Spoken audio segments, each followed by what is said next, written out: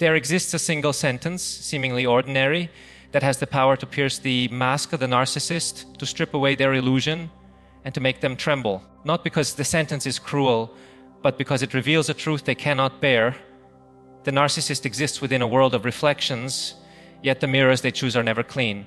They are warped, bent, distorted glass that always returns image larger than life.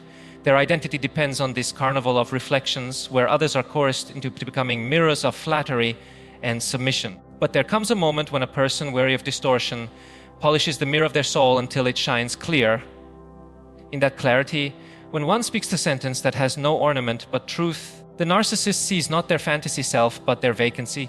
The terror is not in the words themselves, but in what those words reveal, that there is nothing behind the glittering mask except hunger. It is as if the lights in their theater go out suddenly, and the actor on stage finds the audience staring back with unblinking awareness.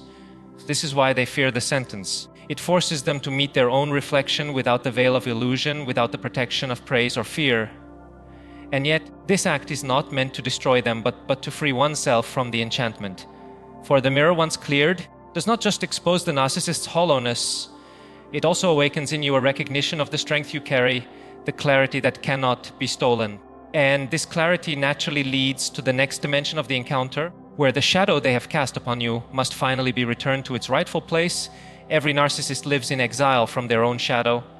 The rejected parts of the self, the inadequacy, the shame, the vulnerability are banished, disowned, and then thrust onto others. You may have felt the weight of this projection, their scorn lodging in your heart, their envy poisoning your victories, their despair clinging to your joy. Yet the sentence, when spoken, turns the tide.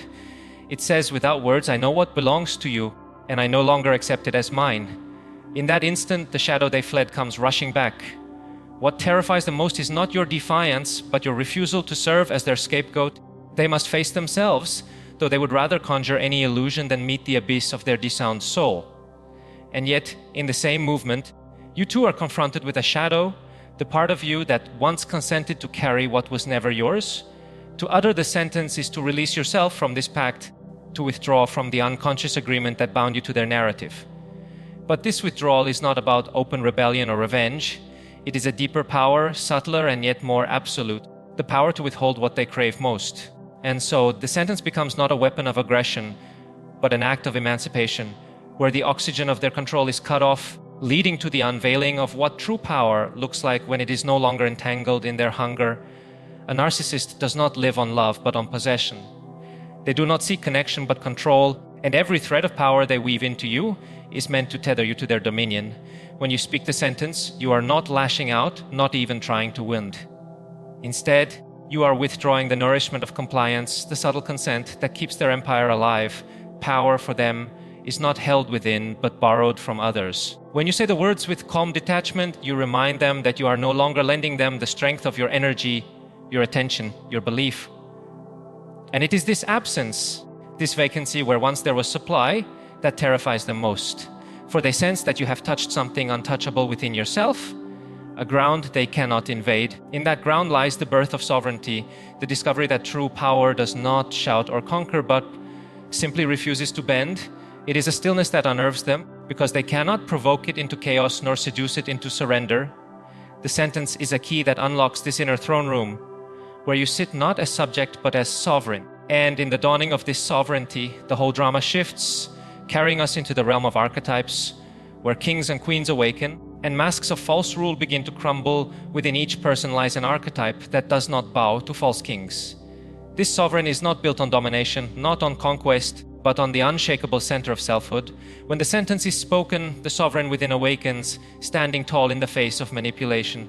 The narcissist, accustomed to ruling over others through fear and seduction, senses at once that their crown is counterfeit. They see in your eyes that you no longer consent to be ruled, and this awakens a dread they cannot name. For the sovereign cannot be bribed with flattery, cannot be diminished with insults, cannot be lured into the labyrinth of endless arguments.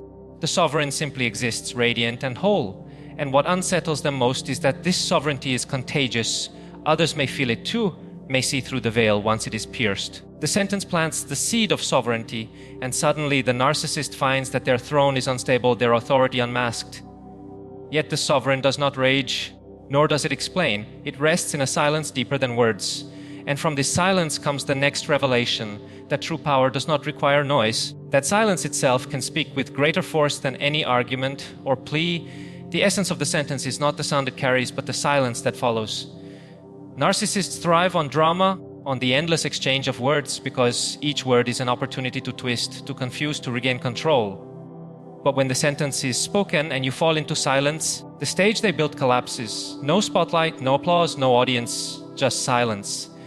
And this silence is not emptiness, but fullness, a silence heavy with knowing, with refusal, with sovereignty. They cannot fight it, because to battle silence is to battle absence itself.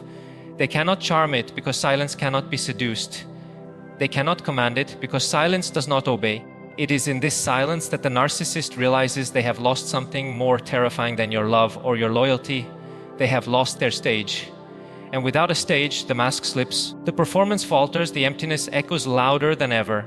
From here, something extraordinary occurs. The spell that bound you begins to unravel. The enchantment that once made you question yourself, that once made you bend and contort, begins to dissolve in the quiet space you now inhabit. To live under the influence of a narcissist is to live under a spell. It is a spell woven of doubt, woven of charm, woven of endless questioning of your own worth.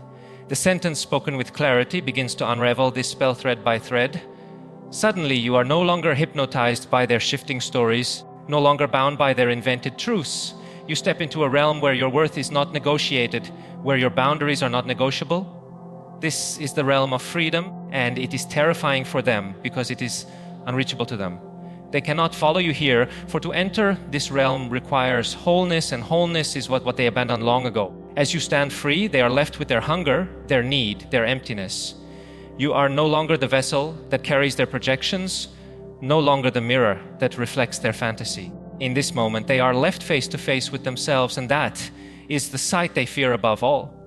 Which brings us to the essence of their eternal fear, the three words that strip away every mask, every illusion, and leave only truth. The sentence they fear is simple, yet it carries the weight of eternity.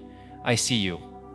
These words do not flatter, do not attack, do not explain. They simply name the truth. To be seen is the one thing the narcissist cannot endure, for their life is a fortress built to prevent exactly this. They survive by hiding behind masks of brilliance, of power, of charm, of victimhood. But to be seen means that none of these disguises hold. What they dread is not being hated, not even being rejected, but being exposed. In your gaze, they are no longer magnificent, no longer invincible. They are revealed as hollow, fragile, incomplete. And this revelation is not just about them, it is about you. For to see them clearly is also to see yourself clearly, free of their distortions. The sentence is not a sword, but a lantern. It shines a light that cannot be dimmed. And in that light, the illusion dies.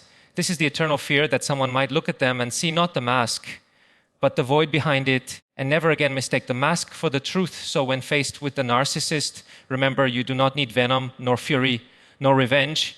You need only the courage to see and to speak that sight. For in being seen, the false self trembles, and the true power returns to you.